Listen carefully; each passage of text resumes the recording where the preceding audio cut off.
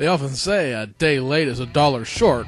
I prefer to look at it as a day late, chock full of information.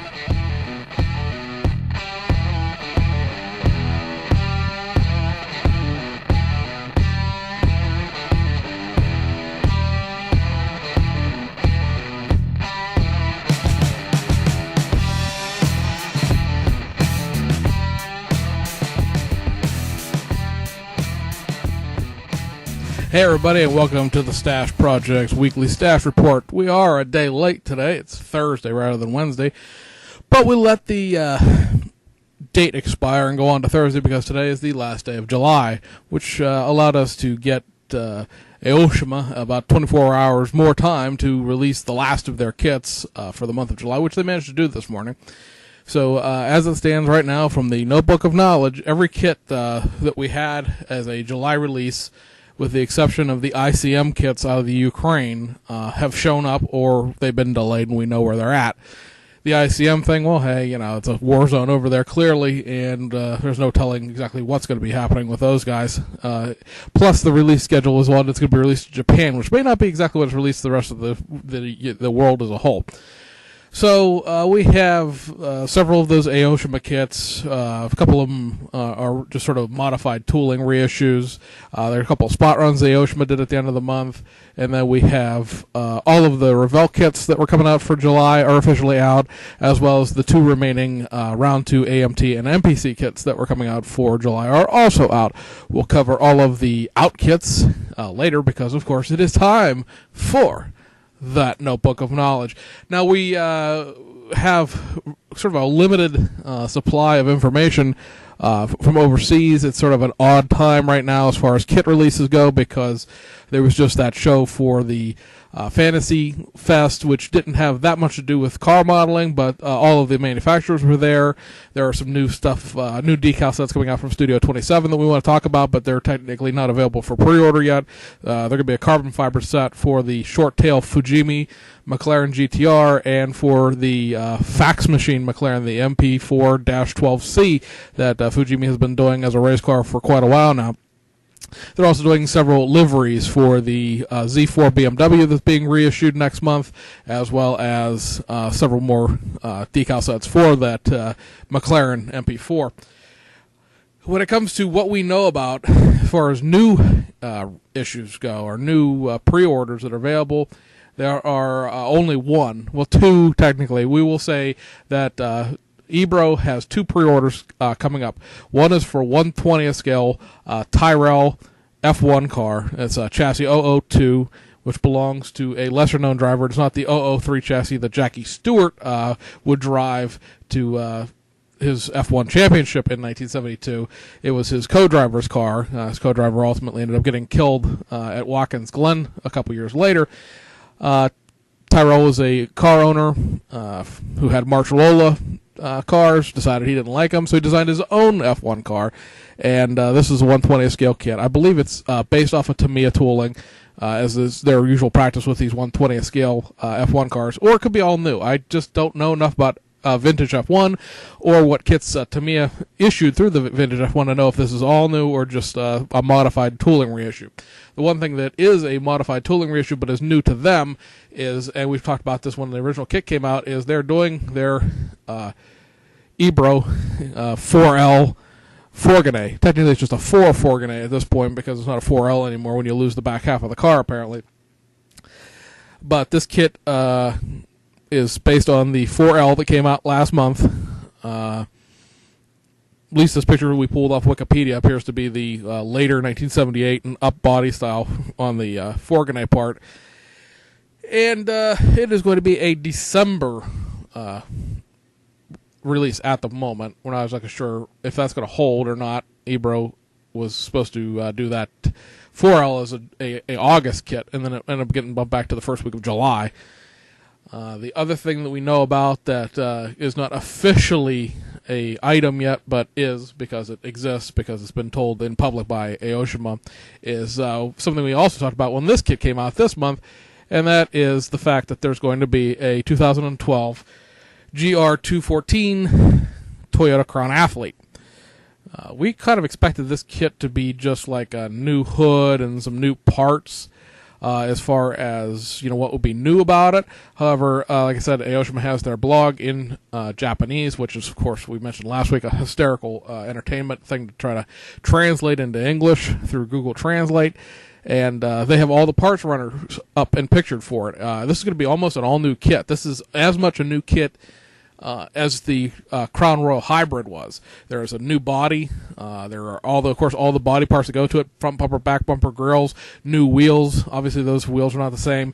As a new back bumper and some new chassis parts because the Athlete is a non-hybrid V6 with dual exhaust, where the hybrid obviously only had a single exhaust. It also has an entirely new interior and a new glass runner. Because apparently with the new body, there are some glass differences, plus obviously the headlights and the taillights will be different. So you're getting 65% of a new model there. Now, there's no release date on it. It's not officially announced. Consider that your hobby insider for the week, although anybody who reads their blog would know the information if they cared to know about it. But that's, the thing we know about that nobody else knows about is going to be the Crown Athlete. It was obviously going to come out. We said that back when the Crown Hybrid was announced, that there would be an Athlete because there's always been an Athlete version, and that's sort of confirming it. The one big chunk of information we have is actually domestic. Tower Hobby sort of spoiled Revell's news, but they eventually coughed up the information and made a nice little flyer, so this will be a visual aid while we talk about this. The fourth quarter Revell releases have been announced. This will cover October, November, and December of 2014. There are no firm release dates on any of these kits yet. We actually can't do our August release video tomorrow right now because we don't really know for sure if one of the tools that Revell said was going to come out for August is really going to come out yet. So, that being said, what Revell plans to do for your Christmas shopping list is going to be a bunch of new things. You might want to blow this up to full screen so we can all look at it together. The top row of things are build-and-play snap tights. You'll notice that there is a new Jeep Rubicon. This has a stock body, at least in the picture, which makes it not a decontented version of the Tomb Raider, but rather a whole new tool like the thing says. Now, whether it was cut when the Tomb Raider tooling was cut and they were going to do like a stock snap-tight kit and decided not to, nobody knows. Next to it is a Crown Victoria. This was marketed as Ford police car in the pre-order form. And now we're seeing this picture of what appears to be a Lindbergh Crown Vic with a bad light bar stuck on top of it and the Madison, Wisconsin-like decals that Revell put on their Impala kit that they produced back in 2008. We're not exactly sure what the hell this is because Lindbergh was sold to Round 2 when Lindbergh finally went out of business. And they still own the tooling for that Crown Vic that they made because they just put a bunch of them up for pre-order in Japan. We didn't talk about it on the show because, you could buy them here in the United States for like $10. Why do you care if they're available in Japan? But they still own the tooling, and it seems kind of odd that they would do a limited run for Revell of like the body and the chassis plate. The kit itself is like 30, 40 parts depending on which variation of the Crown Vic you get because the different light parts had different number of parts to them. But it's too many parts for the 5 to 7 part build-and-plays. So if that's going to be the Motor Max die-cast kit with plastic run through it, if it is the Lindbergh tool somehow, and we found the Lindbergh baby, so to speak, or if this is really, honest to Christ, an all-new tool of an 18-year-old police car, we have to wait and find out because nobody's speaking right now as to what this is. They're all just like, here's your releases, let it be. Moving over there, the 15 Mustang GT and the Audi R8. You may recall there already is a 15 Mustang that came out last month. The R8 is scheduled to come out in September. These are different colored versions of those kits. So there's just going to be one in yellow, one in blue. The original one was red, and I think it's supposed to be silver on the R8 that comes out in September. Moving down a level, all of those kits in the red are the pre-painted bodies, simplified construction kits. You're going to get a quote-unquote new tool 14 Mustang GT. Be really cool if it came with those Brembo brakes and track handling wheels that is pictured with on this flyer. I'm not holding my breath. It'd be great if it did. Kudos to Revell if they actually tooled a new set of wheels for something for a change. But, they may just pack out the wheels that came in the Snap-Tight convertible, which are the same wheels that they've been using on GT Mustangs since 2006. But it'll have a new body shell, probably a little bit of decontented parts-wise. Be nice if it had a factory 5.0 Coyote intake rather than the one out of the 302 Mustang Boss that they did. We'll have to see if you can take all of the parts from the Boss 302 Mustang and put it into this snap-tight kit without causing a giant kerfuffle fit-wise. Common sense would dictate that you want to tool this as close to the original as possible so that you could sort of swap in other drivetrains, make a GT500 out of it with the GT500 2010 kit and stuff like that. What they're going to do with it, we'll have to see. If you go all the way to the right, there's a 13 Camaro and a 13 Challenger. These are, again, just different colors of the versions that are coming out in September or maybe October. There's a little debate about when those are actually going to come out. I'm waiting to see that ZL1 Camaro because it's one of the kits I have an interest in. AMT via Round 2, of course, did the unassembled promotional showroom replicas of the ZL1, but they're curbside. The Revell one is supposed to have some form of engine inside of it that, at least from the test shots, appears to really look like a ZL1 engine. At least the top side of it does. And, when you're talking about an assembled model, you're not really seeing every bit of it. You're seeing what you see under the hood when you look in. And from that point, it looks like the correct motor. So what those kits are detail-wise, I'm very interested to see if they're along the lines of the snap-tight kits that Revell did in the early 90s, like the Caprice, Impala SS, and the Acura NSX and kits like that, or if this is going to be somewhere in between. How easy are these kits going to be to strip the paint off of, if they're actually painted and not just really high-polished plastic? It all remains to be seen. The one kit that you see there to the left of the Camaro with the big new mold sign on it, of course, is finally the 14 Corvette Stingray. Now, there's going to be two of those. You notice there's one diagonally right below it. The one is going to be a pre-painted, simplified construction. The other one is going to just be a snap-tight kit, but it's going to be the snap-tight kit along the lines of their previous snap-tight kits, where it'll have wire axles, no engine, curbside, all the rest of that stuff. So there's going to be two of them, two different kits, different, skill level. I imagine the bodies will be the same, and then from there on, there'll be different, chassis will probably be different because there'll be an engine in the simplified pre-painted version, and they make sure like the interior pieces and stuff like that. There's some tooling consolidation there, but there'll be difference enough to justify the $5 price difference. But it's nice to finally see those 14 Corvettes out there. You'd think that the body on these will look great because most of these new kits that they do are from the factory data, which doesn't leave room for interpretation, like the 1990 Mustang or the 70 Cuda or the 57 Bel Air convertible we'll talk about a little bit later did, as far as the body went. Next to the yellow snap-tight Corvette is a Starsky and Hutch 74 Torino. This thing looks really, really die-casty. There's been pictures of it posted by the guy who built the test shot that's in this picture, that like the battery and the master brake cylinder and stuff like that are all molded to the inner fender wells. It's very clunky looking. There are two schools of thought on this. One is that they're sort of dumbing down the kits a little bit a la Monogram. If you are old enough to have built Monogram kits in the 1980s as a kid, or old enough, depending on how you look at it, you remember those kits were like 70, 80 parts, and, they built a really nice looking model, but they were obviously not going to be a 120 part, really detailed kit. Or this was a die-cast tool that was cut back in 2004 when the Starsky and Hutch movie came out, the Ben Stiller movie, and this has just been something sitting in the warehouse. They finally decided to get the money out of it. What it is exactly, I guess we'll find out in December. That's when the kit's supposed to come out. I was never a fan of Starsky and Hutch, the 70s version. I was a fan of Chips. So this is a kit that doesn't interest me one way or the other. I'm just interested to see exactly what it is. Moving along, picking speed up here, you have the release of the Acura Integra. This is the Tuner Series car, just with different decals. The Porsche 911 Turbo. This kit hasn't been out probably in close to 15, 20 years. The last time it was out was right after Revell and Monogram merged together. It was in a twin pack with the slant nose convertible. If you're thinking that kit's been out, no, it was a slant nose convertible that's been out a couple of times since then. The Turbo has not. Down a row, the Volkswagen Rabbit, quote unquote, in the California Wheel Series. That is going to be the Revell of Germany brand new tool, Mark 1 or Generation 1 VW Golf GTI. Now, there was a Rabbit GTI, and it'll be interesting to see if they package this actually as a Rabbit, like decal-wise, because it's going to be a German spec car. And that means, of course, that it's not a U.S. spec car. And this caused a great deal of consternation back when the 68 Beetle was released.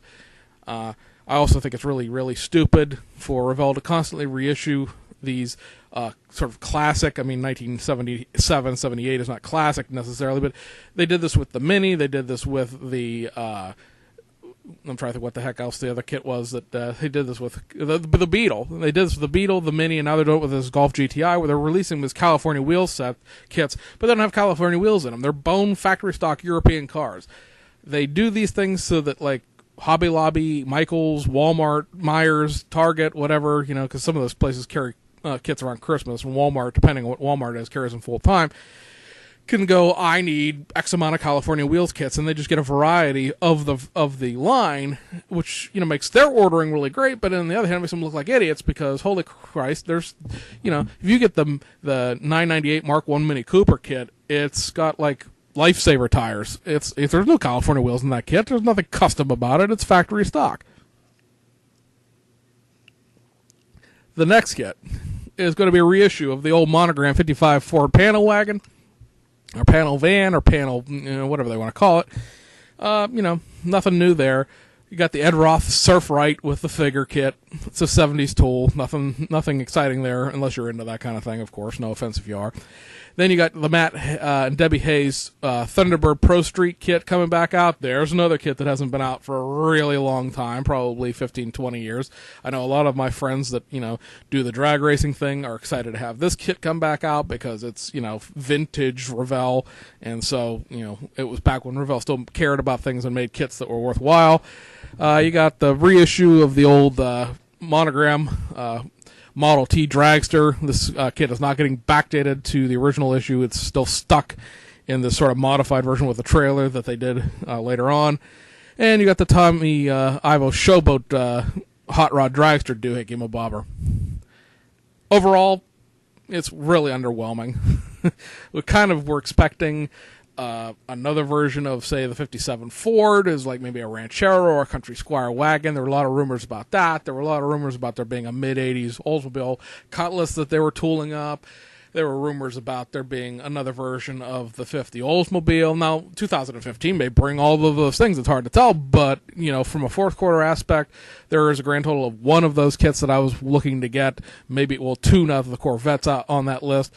And I was going to get the Golf GTI anyway because I'm just real, interested in sort of the oddball European car. They're making a Rabbit GTI. There really was a U.S. spec Rabbit GTI, so the fact that it's a Rabbit doesn't bother me like it is some people.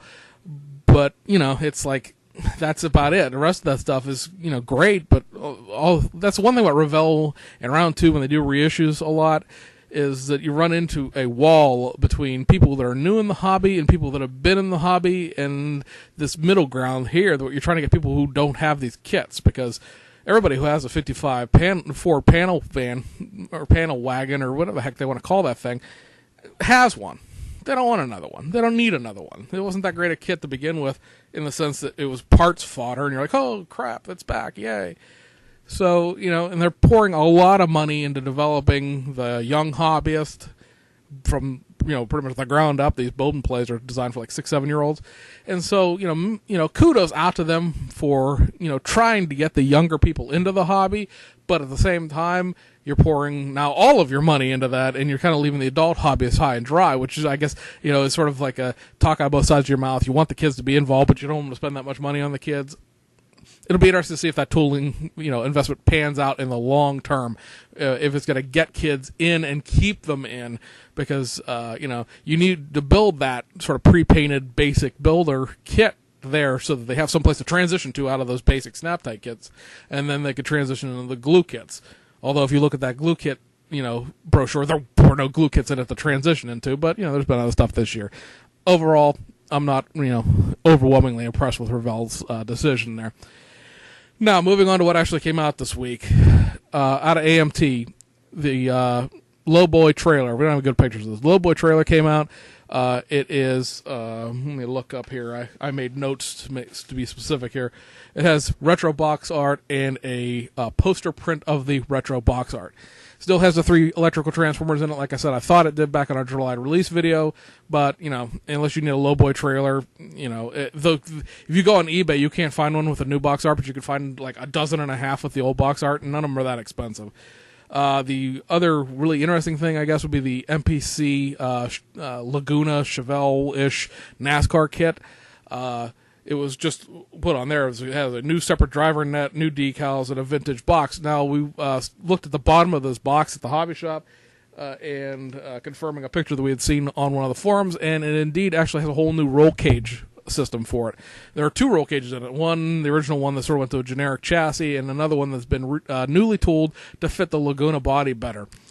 So that's sort of, I guess, a neat little thing if you're into vintage NASCAR or semi-vintage NASCAR, that now the roll cage will fit the car better. It's about like five parts, both all of the roll caging itself, and then there's a separate window net where the old one was molded into the roll caging. And like I said, the roll caging was sort of a universal for all of the cars that they did that year, and didn't necessarily fit the car. So kudos to AMT for throwing a couple bucks at the tool and making it fit a little bit better. Revell's releases for the month of July are going to be the Tom Daniels Cherry Bomb with trike kit, old 60 tooling. If you're into that sort of thing, it's back. Not seen since 1994. The 124 scale, originally monogram, then Revell Snap Tight. Now Revell's claiming it's a glue kit. Datsun 720 pickup. It's 50 parts-ish. Has some, an engine-ish thing. It's not going to be, any kind of 18-part engine assembly or anything like that. But, it's kind of cool to have this one back. I don't think I built it since the Snap-Tight Miller-sponsored off-road kit. And I don't really think I'm going to run out and grab it right now either. But, yeah, it's cool to have back. I haven't seen it for a while.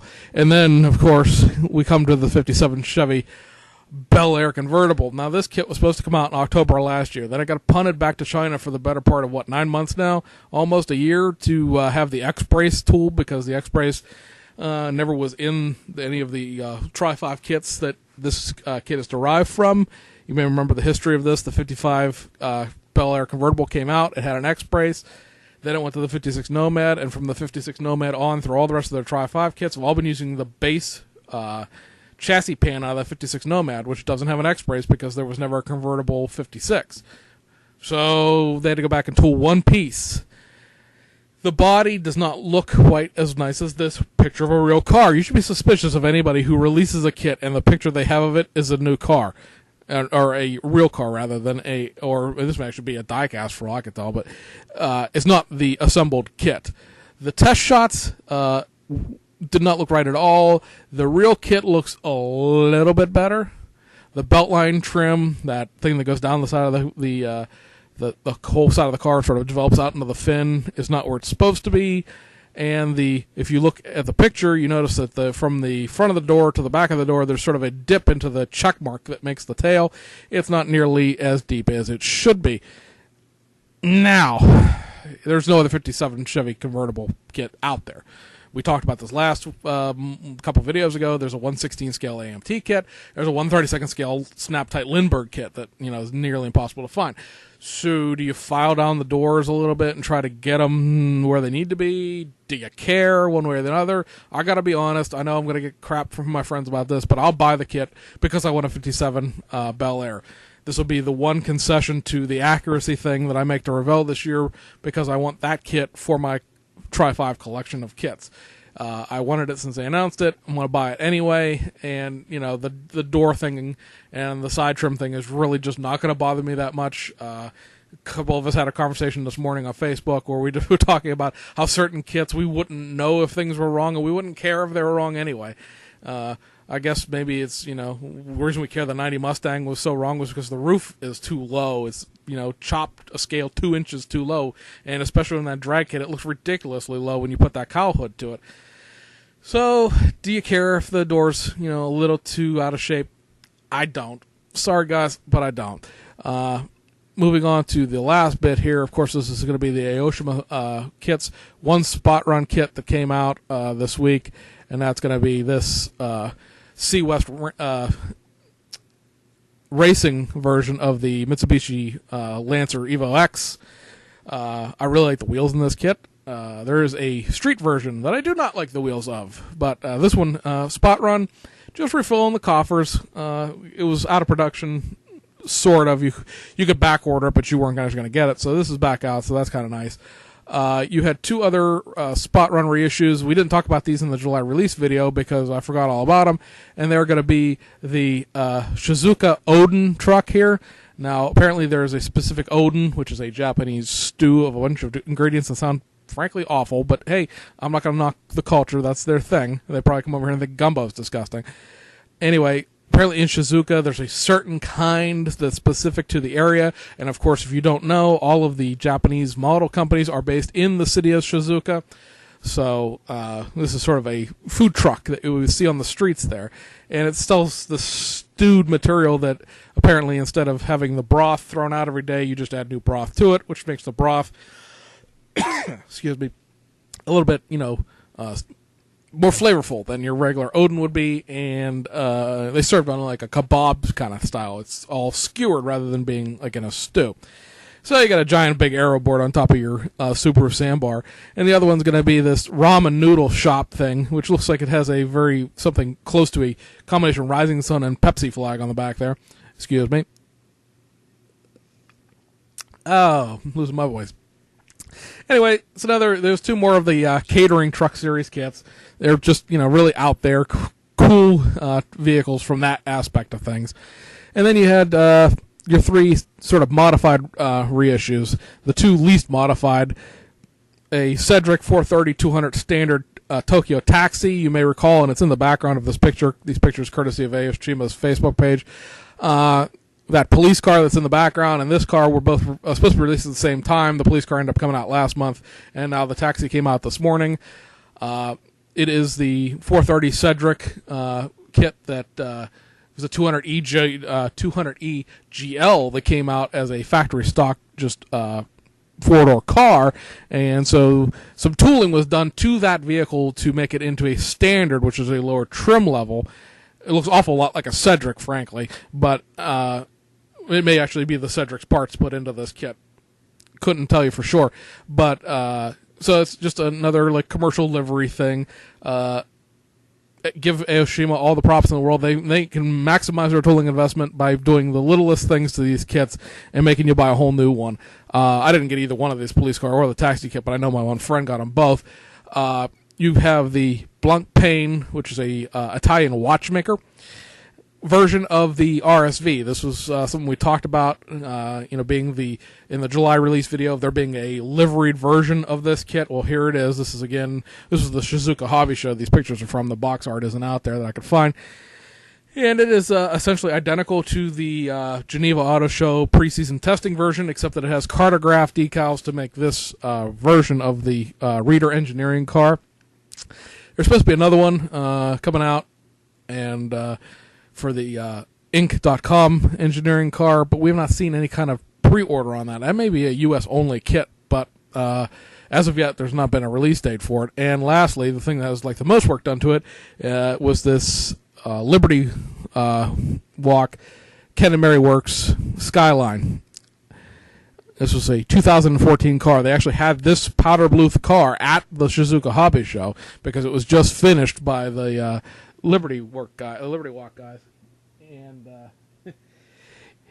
it's just one of those cars that they do where it's big over fenders and the intercooler out there on the front of the car, and it's just ridiculously out there car design, and that's what Liberty Walk does. Is sort of these slam to the ground, big over fendered cars, and so. I think there was a different version of this kit that was released last year, and the Liberty Walk guys went out and did some modifications to the car, and they came out with the new version of the car, and so Aoshima has done the new version of their car in a model kit.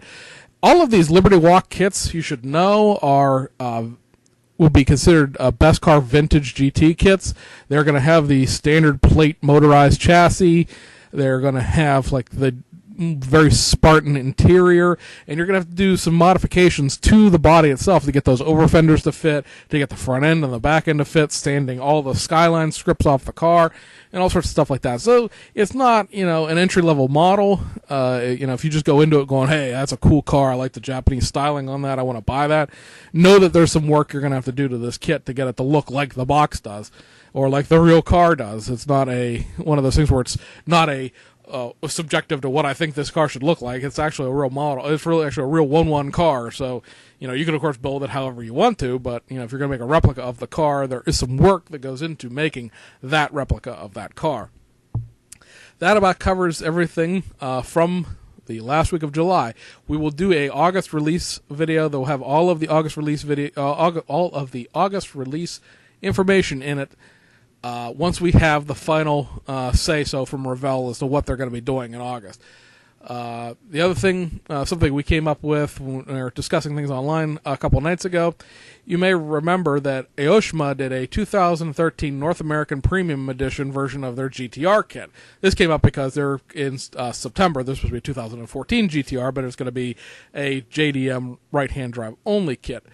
The North American kit, of course, came with a left-hand drive, so you could build it as a U.S. spec car. That kit is probably one of the most rare Aoshima kits that exists that isn't from the 1970s, because I don't know how many of them they actually ran off. It couldn't have been more than a few thousand of them. They all sold out within 5 to 6 months after they were released. They've never run it again, despite numerous attempts of us trying to get them to. Maybe they will. There's always hope, but it's like the Egoist came out at the same time. If you've never seen it, there's a car tuning company called Egoist, and they made this great GTR that has a tuck and roll pink leather interior to it. Anyway, that kit you can find everywhere, but you can't find this North American kit. We did some studying of the parts trees, and it appears that you could go buy any left-hand drive GTR kit. There are at least 3 of them done in the 2008-2010 years. Those kits will come with both the left-hand drive and the right-hand drive interior compartments and dashboards. For some reason, the interior actual pan itself is different between the two things. And then you go find one of the 2012 Pure Edition Nissan GTR kits. These are the cars with the blue car on the box. If you go take those two things, you just take the interior parts out of the old GTR, put them into that Pure Edition GTR, and ta-da! You have a 2013 North American Premium Edition car, because the decal kit, the decal set between the Pure and the North American car are just a one-size-fits-all identical sheet. The interior parts runner for the 2013 is identical to the old one. There was nothing new about the interior between 2008 and 2012. It was just a few modifications to the outside front bumper, back bumper. The wheels were different, and there's a different set of exhaust diffusers and things like that. So all you need to do is take those few pieces out of that 2008 kit, put them into the Pure kit, and you've solved the North American Premium Edition can't find it problem.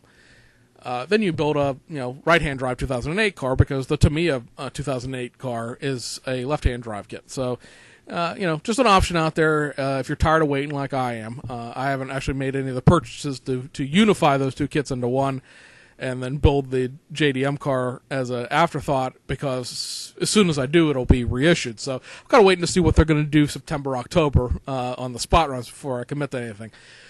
So hope you've enjoyed the video.